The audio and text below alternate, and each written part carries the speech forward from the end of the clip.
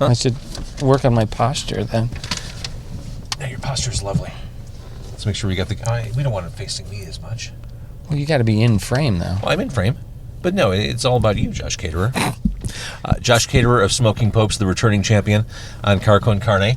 Again on the show. And does this put me in the lead for most appearances? I think so. I think Tyler Wildley at Epic Deli will have some issue with that. But I think this does put you in the lead. In fact, Dennis Buckley was very worried that you would do the show tonight. He was really pushing for Matt to step up, but that didn't happen. Before we begin, Josh Caterer, we're in Joliet right now. I do want to mention Car Con Carne is sponsored by C&H Financial Services. Business owners, are you tired of your hard-earned profits going toward paying expensive fees every time your customer pays with a credit or debit card? We're happy to announce C&H Financial Services has the solution. They are the fastest-growing financial services company in Illinois, as recognized by Inc. magazine, and their patented technology allows you to eliminate 100% of the fees associated with accepting credit and debit. That's almost all the fees. I would say that is all. 100. And I'm not good at math. I went to Columbia College, but I think that's all. Are you sure? Yeah. Okay. Associated with accepting credit and debit cards as a form of payment. I think clients or sponsors shudder at the idea of the host and guest riffing or improvising off their script. They don't want their ad to become a bit. Right. Or just fundamentally wrong. Right. The facts to be completely skewed. 100% of the fees. C&H will also upgrade your business to the industry's leading point-of-sale system to streamline every aspect of your business for no cost. No cost. Josh Caterer of the Smoking Popes. Because usually if there's any streamlining involved, that's going to cost you. That's what I'm saying. So free streamlining? Well, and here's that's rare. Here's how you learn more, Josh. freeprocessingnow.com, or you can call 855-600-2437. Is that a 24-hour number? That's what I was wondering. Maybe you can leave a message. Because it's after midnight. Or write this down. But the way Facebook works, people may not see this till Monday morning. Perfect timing. And if you're a small business owner, if you're a restaurateur, you're working 24/7, let's be honest. Yeah. 855-600-2437, extension 999, and start saving money today. Josh, you want to do this? I think we've already begun. Here we are. I feel like we're halfway through it. It's Car Con Carne. Let's eat in the car. It's Car Con Carne. And now here's the star of our show, James Van Alstyne.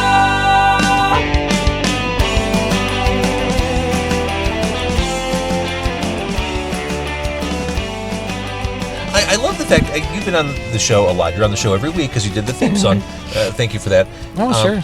It's an honor for me to be associated with and appearing on your program every week. This is a rare situation in that we're actually recording after you performed. Yeah. Usually we're just kind of doing this for fun, one-off sort of stuff. You just got off stage at the Forge in Joliet. I love watching you guys. Honestly, thanks. That was just such a great show. It's good to see Matt on stage tonight. Yeah. I forgot, Matt's a very physical player. He's very animated on stage. The thing you might find surprising about Matt is that when he's off stage, he does not exercise. So this is it. This is it. So, he's doing his scissor kicks. He's jumping around, pogoing, really catching some air up there. You would think, he must, you've got to stay in shape for that. Yeah. Nope. No. This is it. No, you just you go on stage, you leave it all on the stage, and then you go back to your normal life. All right, since we're on which I think is inspiring to all of us. He is an inspiration to us all. Think of what you can achieve without any rigorous training. Yeah, I believe the kids would say #goals. #goals, yeah, I think so. So, since we're talking about Matt, and for those who aren't as familiar with the Smoking Popes, which is unthinkable, sure, but if they're not, the core of Smoking Popes is the three Caterer gentlemen, Josh, Eli, and Matt. Mm-hmm. And I hadn't seen Matt for a while. So here's a situation. We're at the Forge in Joliet. It's the T1 Fest. Really, top to bottom, great lineup, really cool bands. I'm terrible with names and faces. I just want to be clear about that. There were a lot of people here tonight who I've seen before, who I've met before, and not out of disrespect, but I just couldn't remember their names. Yeah. Putting that aside, I suffer from the same problem. A guy walks in tonight. It's maybe 7:30, 8 o'clock.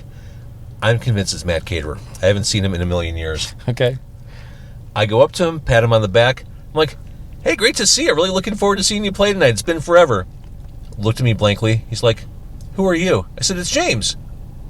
"Hi, James, I'm..." And he said some other name, and I just about died. I'm like, I thought you were someone else. I'm really sorry. And I think he kind of looked like the Matt Caterer on the cover of Get Fired, which was like 25 years ago. Yeah. In my head, I'm like, that's Matt. He's changed since then. So it was very embarrassing. That's the sort of what's one of the pitfalls of celebrity, James, as you know, is that you freeze in people's minds. That is true.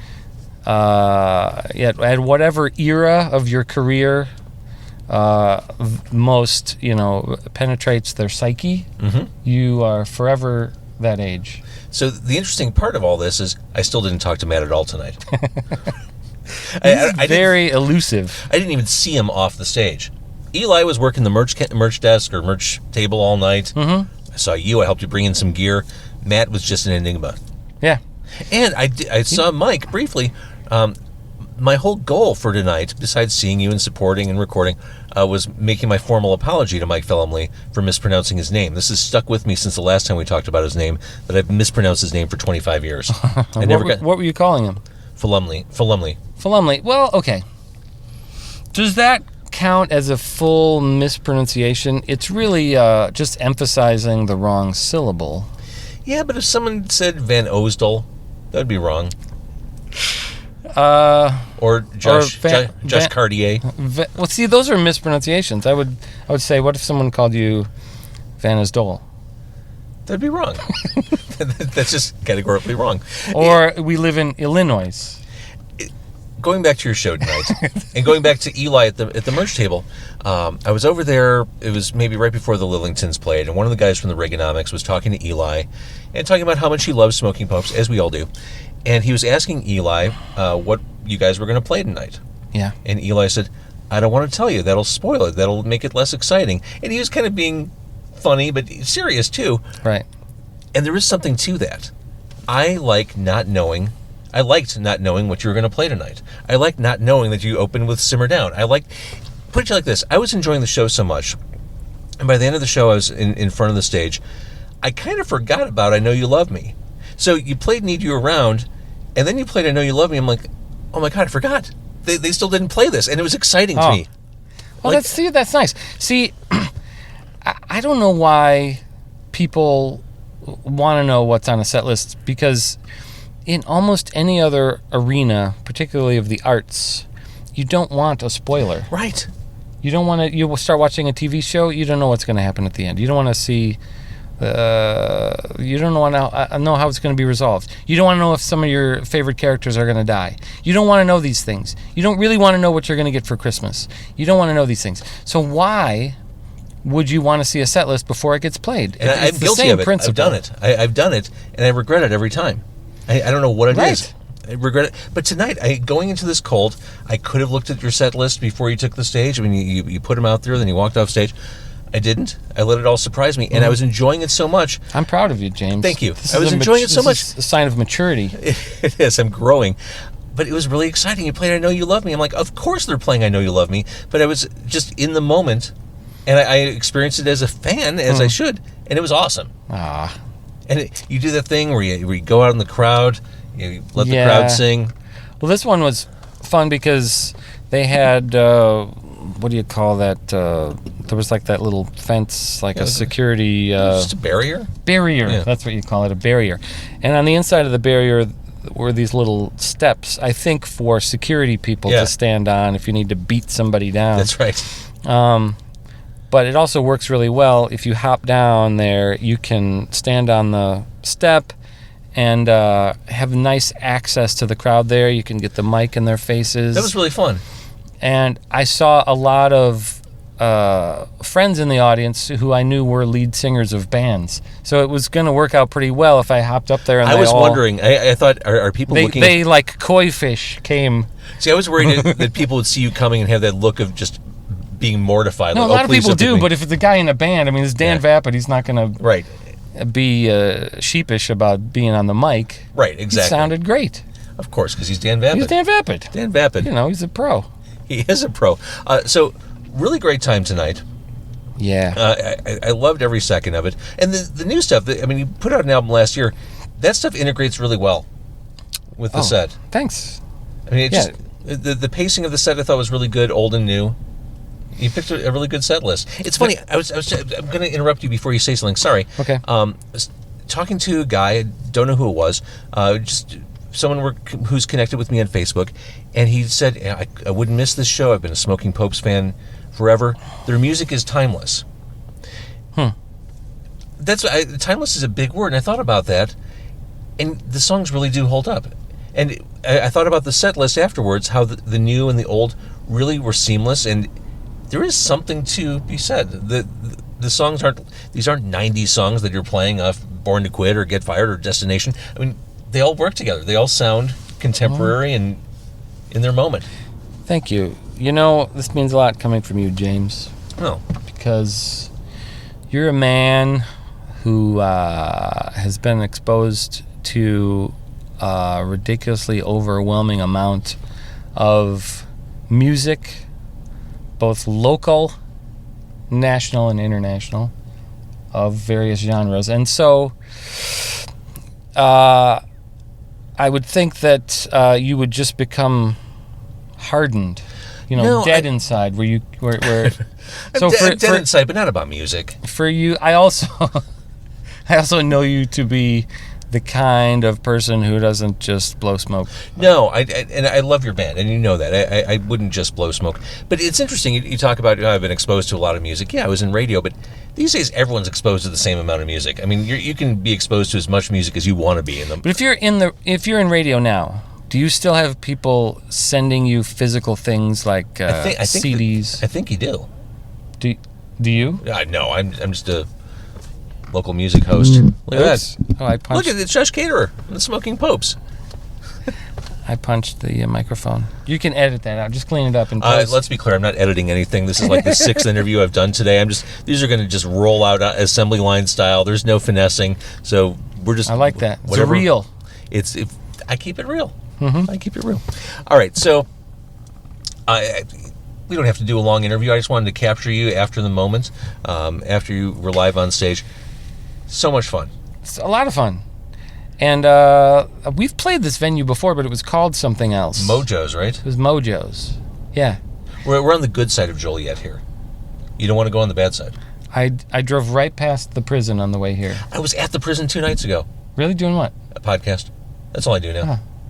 Wow. Yeah, it's that's where the Blues Brothers was filmed. Like that doorway. That's where. Oh right, I saw you posted that. That's Joliet the door Jake, where Joliet Jake came out. It's good times. It's an intimidating structure, isn't it? Especially if you're not expecting to see it.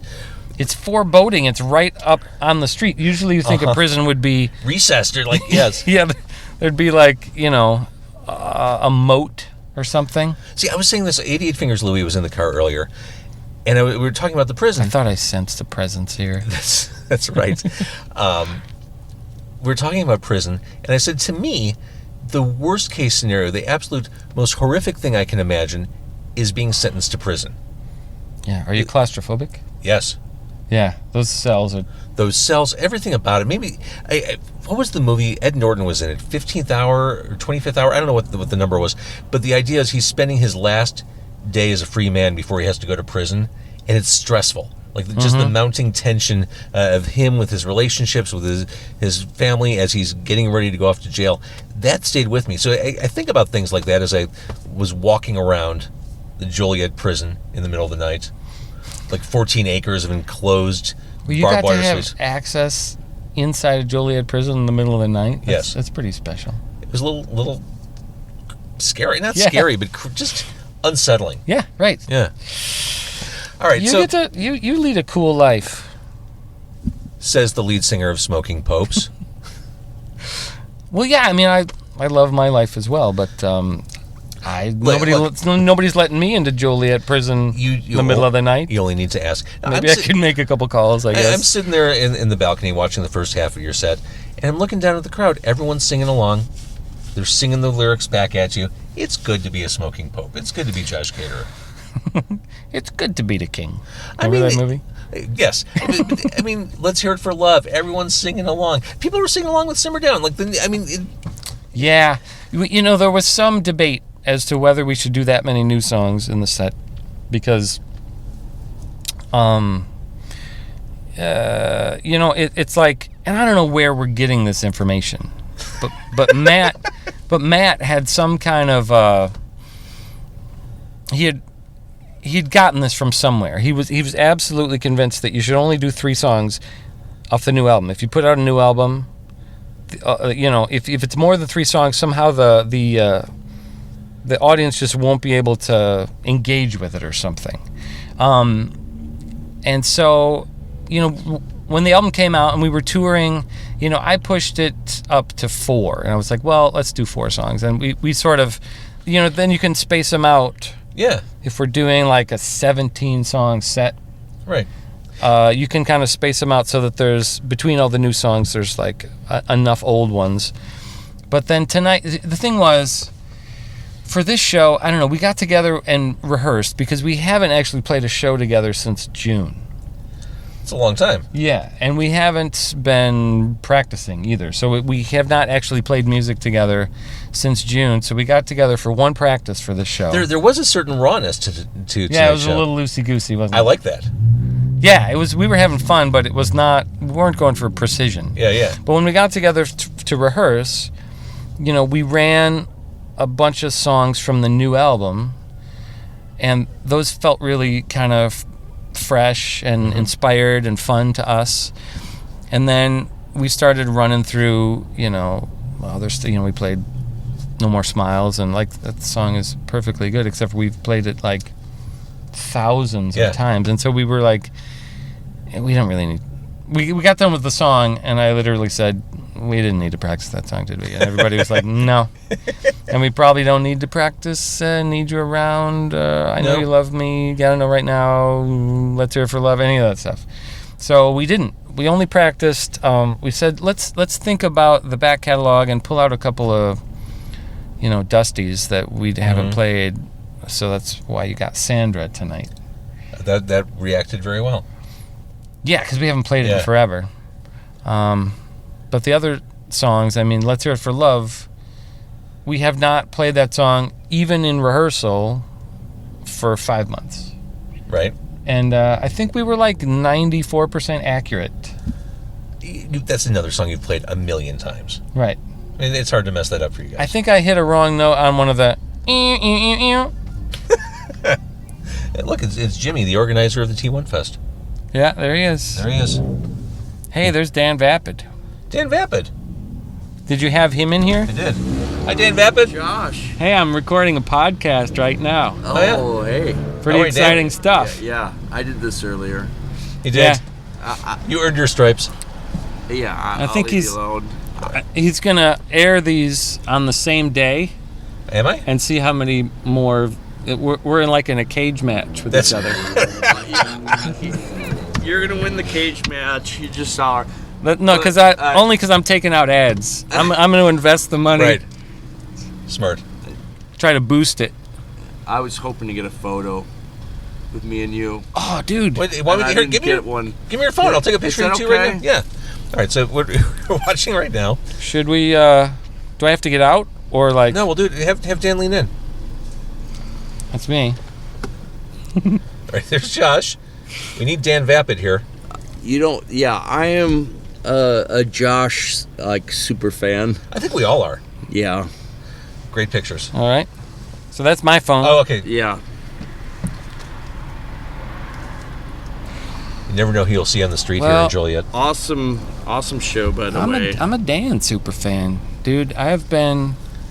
You guys go way back, don't you? I've been an admirer of your work ever since 2 Feet on the Ground. I used to see you guys at McGregor's. Oh, my Mr. Lord. Bubble t-shirt era. Oh, yeah. You're going way back with that, yeah. Are you smiling? Are I am. Sort of I'm pretty giddy right now. Sort of grinning? Yeah, you don't have to do the brooding rock star thing. Now, Dan's a little dark. Maybe it's just his soul. There we go. There we go. This is like Night of the Living Dead. Someone's crawling through the window.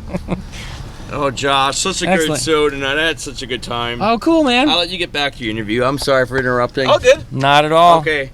Dan Vapid, everybody. We should play together more often. Well, it's tough with I him like because he that lives guy. downstate now. He lives by St. Louis. Oh, boy. Like, Okay. he literally drove here from St. Louis, parked the car, jumped in my car, went into the venue, and he was on stage 15 minutes later. That was how his afternoon Wow. went. A little crazy. Yeah, well, he's in high demand. He's a celebrity. He's being whisked here and hither and yon. Uh-huh. But no, he's done a great deal of things in a great many bands. I said that, but I really meant it. Like, there was a period in time back when I was in high school and started going to shows at McGregor's, and probably a lot of people that you have in this car talk about McGregor's, and you've been to McGregor's, right? Years and years and years ago. Yeah. That was the spot where I saw my first real punk shows, and one of the first bands I saw there was Apocalypse Hoboken, and then soon after that I saw Sludgeworth play at McGregor's, and those two bands were like heroes to me. That's interesting. And Dan, I thought, was just an amazing frontman. He always he was like inspiring to me about the way that he could connect with an audience and just project himself out there in a way that was that had showmanship, but also he was totally accessible, just a guy. But Yeah. I was slightly intimidated by him, especially That's because interesting. then I joined Apocalypse Hoboken. Wait, I don't think I knew that. Yeah, and then we were after a rehearsal one time. Dan sorry. Vapid showed up and was talking to us, and Scott Hoffman and Dan were talking about. Oh man, I wish I could remember all the details of this story, but there was this. They were talking about some guy that they didn't like, and they wanted to, do something to him, Work him over? work him over, Teach him a lesson? Yeah, teach him a lesson. Uh-huh. And so Dan had this idea that they would that they would tie him. They would tie his feet to the back bumper of a car, and that Dan would, like Scott would drive, slowly, kind of like not too fast. Well, what kind of Maybe good 10 Goodfellas shit were you getting maybe into 10 back then? or 15 miles an hour, and that they would flip him over face down, and that Dan would sit on his head so that he would be like a human crayon, and his face would just... And A human crayon. and he was like describing this idea and like laughing like a maniac, and I was just like, wow, this is crazy. I can't believe I'm a part of this discussion. I don't think he means it, but it's really sort of exhilarating just to even be here hearing this story. And so ever since then, I mean, I don't know Dan super well. We see each other at shows. We've had many like show backstage conversations, but I'm always like slightly intimidated that he's going to That's tie me interesting. to the bumper of a car and sit on my head. That's fair. As shocking as that story is, I think I'm more shocked to learn that you were in Apocalypse Hoboken for a minute. I was for actually less than a year. I think it was about 9 months that I was in Apocalypse Hoboken. It was when I first started seeing them, they had a lead singer whose name was Ted. Okay. Do you remember this? I don't. Okay. Yeah, we don't need to go. I mean, Ted. we're getting in the weeds with Chicago punk rock history, but And then, then Ted left, and for about a year before they got Todd Pott, they had a guy named Lyle okay. as their lead singer. And I joined the band during that period, and we wrote and arranged and recorded. I don't think it was a full-length album. I think it was like 6 or 7 songs. It was like an EP called Punish the Innocent that they released on cassette, and it was recorded at Solid Sound, and that was the first time I ever met Phil Bonet. So Apocalypse Hoboken introduced me to Phil Bonet. That's a positive. Yeah. Yeah. That's so interesting. So it was pivotal in Pope's history. I was wondering this. I was thinking about talking to you today. Was it always clear that you were the one who would sing out of you and your brothers? Only because we all tried singing and playing guitar at the same time, and I was the only one that could do it. It's like this thing, right? Where It's like, can you hold a consistent strumming pattern and sing a different a rhythm than that pattern? And so I was the only one that really could do that. You won the challenge early on. But, both of my brothers have good singing voices. I think I got the chance to develop mine more because I won the singing contest early on. But I think, like, if Matt had become the singer of the band back then, like, he would have, developed his own style of singing voice and would have been a perfectly good, front man for the band. All right, so looking ahead to... was this your last show for the year? It has to be, right? No, we have one more. We're playing in December in Milwaukee. Okay, where are you playing in Milwaukee? At the back room at Collectivo. The coffee place? Yeah. Lovely. I love that place. Yeah. This particular Collectivo has a really nice venue in the back of it called the back room. That's so cool. And it's like a 200, well, depending if they kind of take the wall out, it can be, I think, 250. So it's a nice little venue, but it's clean in there. It smells like coffee. That's great. Yeah, it's like just a place you want to be. Smoking popes and coffee. Mm-hmm. Yeah, a little fun road trip to Milwaukee. Why not? All right, yeah, so that's coming up. That. I'd love to. That's December 6th, you said? Is it? I don't know. I'm making that up. I'm going to look on my little phone here. So, and then... December 6th. Look at that.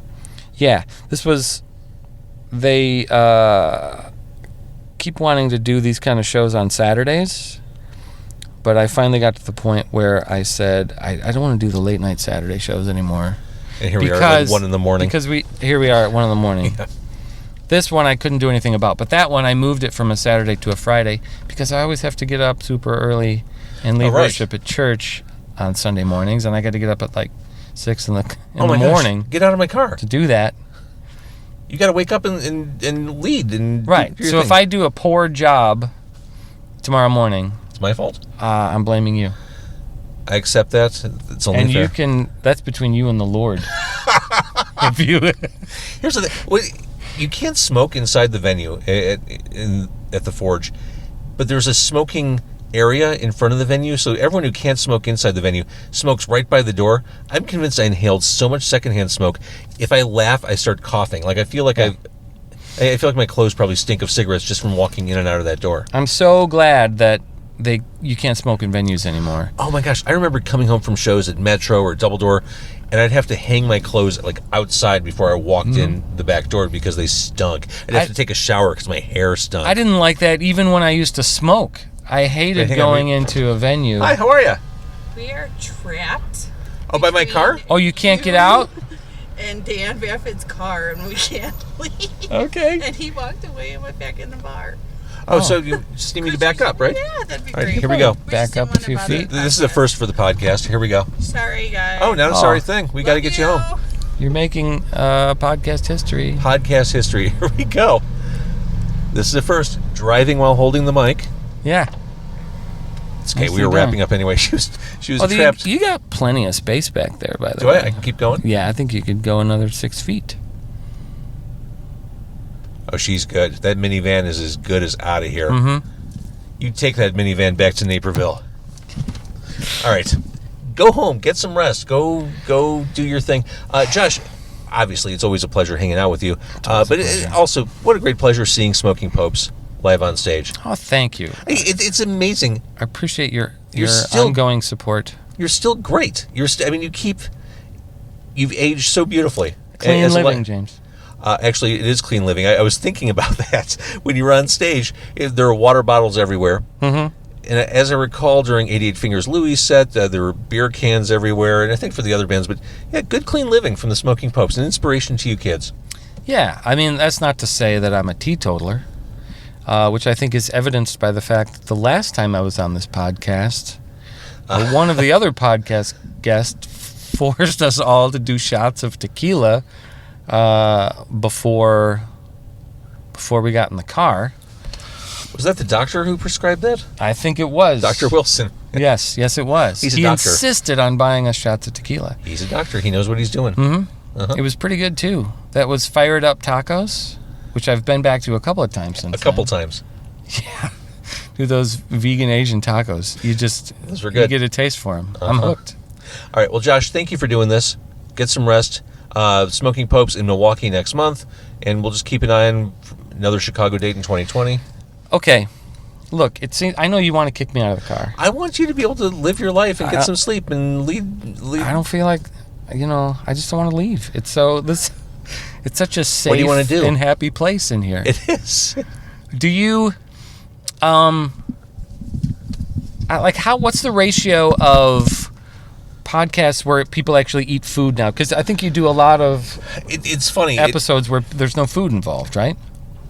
It's not an intentional thing. I've done a lot of, I guess we'll call it event coverage over the past couple months, where I've done things like T1 Fest or Cold Waves at Metro or Riot Fest, or I did a golf tournament where I'm just out at these events all day, and it's a chance to interview a whole lot of people, but there's no food involved. And I don't want to do that thing where I'm just doing traditional interviews. If I'm going to these events, I want to be able to do it in my car. Riot Fest doesn't count. But I mean, here, same situation. Like, here's a chance to talk to you and to 88 and to Dan.